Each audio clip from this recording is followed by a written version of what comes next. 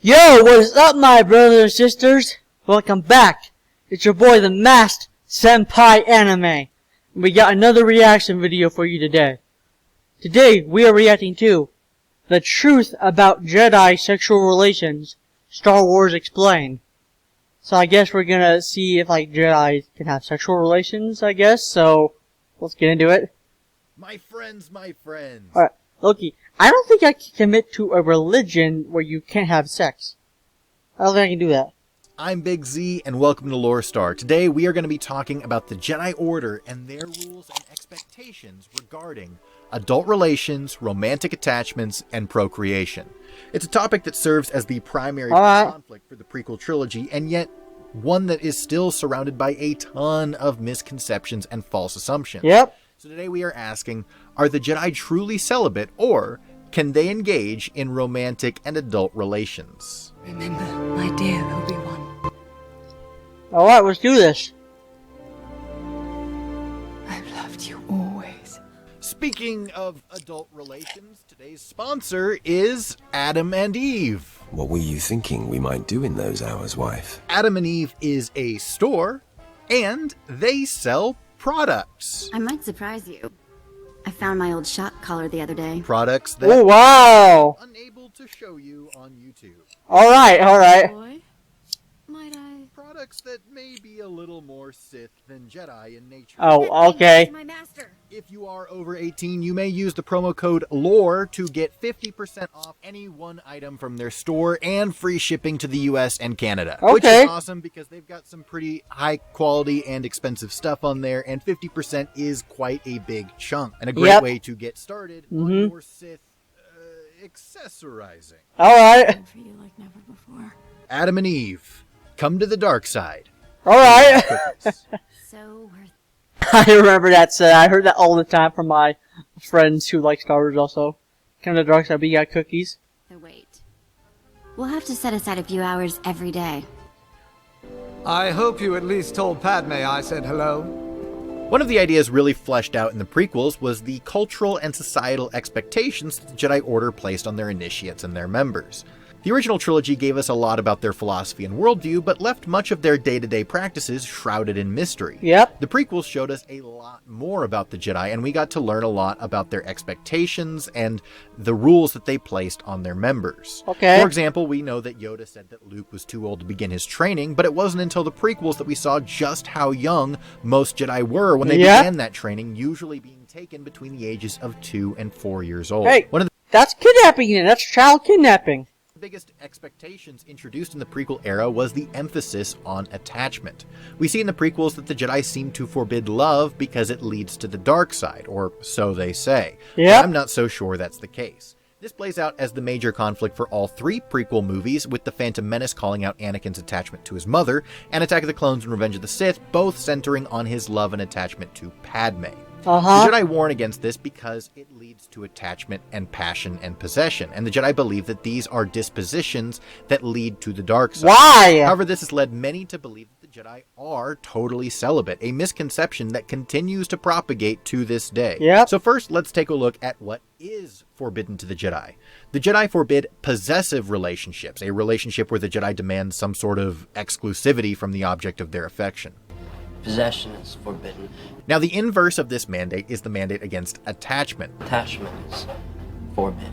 The discouragement of possession means that you cannot request exclusivity from the object of your desire, but the Jedi also have a mandate against attachment, which forbade the Jedi from offering exclusivity to their partner. Okay. This rule was designed to keep the Jedi from becoming attached to anything other than the Force. This means that monogamous relationships were strictly prohibited, since the Jedi cannot offer exclusivity, since that would resemble attachment, nor request it, since that would be possessive.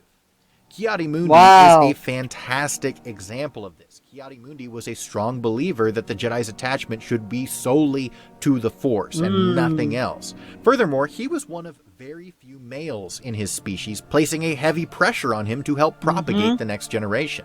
Despite the fact that Ki-Adi-Mundi acquired many wives, the relationships were purely platonic and purely carnal. He never really visited any of his wives other than for the express purpose of showing up just to sire children. Oh, okay. And he lived his days as a totally absentee father for the most part, Oh, that's cold. Your deadbeat father. never really seeing or getting to know or helping to raise any of the kids that he had. Deadbeat At one point father. during the war, many of his children were actually killed, but Moody didn't even bat an eye. This is a Wow. perfect example of just how far the Jedi had fallen from the pursuit of goodness in favor of dogma. Yep. The existence of the rule began as a way to discourage Jedi from letting their attachments rule them, but that was all the rule was at one point. Just not let your attachments rule you. Don't make decisions based on your attachments. It was an attempt to keep them from making decisions based on personal emotion. A without bad listening to the decision. will of the Force. Over time, walls were built around the law to try and reinforce that protection, but All because right. of how legalistic the Jedi became, this left room for loopholes, as was the case in Ki-Adi-Mundi. All right. Oftentimes, these loopholes rarely resembled the original intent for the law and more served as a way of saying that you were following the law because you weren't breaking any of the specific rules. But at the same time, it's hard to argue that these things were actually in service of the light side of the Force, much more resembling the calloused heartlessness of the dark side. Yes, of the Force. of It's course. important to remember that the Jedi didn't always forbid romantic attachments. Dave Filoni addressed this in Season 1 of The Gallery, where he points out that love and attachment do not necessarily lead to the dark side. Okay, He points out okay. that the Jedi of the prequel era have lost their way, implying that there was a time where the Jedi knew this and they encouraged it. Because Qui-Gon hasn't given up on the fact that Jedi are supposed to actually care and love, and that's not a bad thing. We Yes. actually have material to support this. It seems that the Jedi Order tends to evolve in cycles over centuries. For example, in the High Republic novel Light of the Jedi, it mentions that one of the Jedi wanted to marry another Jedi. She is ultimately dissuaded, but her reasoning is actually really important here. She isn't dissuaded because the council wouldn't approve. She's dissuaded because she thinks that he would not return her affections. Now, Lucasfilm wants us to look at the High Republic era as the Jedi doing it right, and they have left little clues to imply that the Jedi of this era would not turn their noses at two of their members being married. Now, as I said, the Jedi Order moves in cycles, and Revan's cycle was actually very similar to the atmosphere we see in the prequels. Here, the Jedi have also stagnated and become dogmatic. They are so consumed here with the idea of pacifism, for example, that they have no problem letting the Mandalorians rape, pillage, and plunder Republic worlds just because they believe it would be wrong for them, the Jedi, to get their hands dirty. Why? Even though we assume it happened earlier, Revan was one of the oldest named Jedi to be given special crazy. dispensation to marry. However, even then in the Revan novel, it was clearly stated that this dispensation was given quite begrudgingly. The book even implies that Revan was considered to be a ceremonial Jedi by the Order. He was essentially given the title of Jedi Knight for PR reasons, but he wasn't officially part of the Order anymore, or at least the Jedi Council didn't recognize him to be. Remember, this was an era where the Jedi Council is functionally very similar to the one we see in the prequel. Wow. But if we flash forward 300 years, the Jedi had a massive shakeup after their temple was sacked by the Sith Empire led by Darth Malgus. Wow. They spent several years in meditation on their ancient homeworld of Tython. Yes. That Tython. Wow. What a piece of junk! And if you think that would make the Jedi even more out of touch and dogmatic, that's actually what I expected too. But it turns out the Jedi came back to the galaxy with a much better understanding of the light side of the Force, with more emphasis on the Force and less on tradition. Jedi of this era were actually allowed to marry quite often. This Okay, was okay. from the Jedi Council, but this permission was given much more freely than it was in the other eras. There we go. And while it's true that KOTOR and SWOTOR are no longer canon, the High Republic is canon, and it too confirms that Jedi have not always put these restrictions on committed consensual relationships. All right. So this brings us back to the prequel era. Up until now, we've been talking about what wasn't allowed. So you may have noticed we haven't actually touched on sex itself. Okay. See, in the Jedi of Anakin's era, they forbade all forms of romantic attachment. Wow, that While sucks. Feelings were often unavoidable. It was the attachment and possession that was forbidden.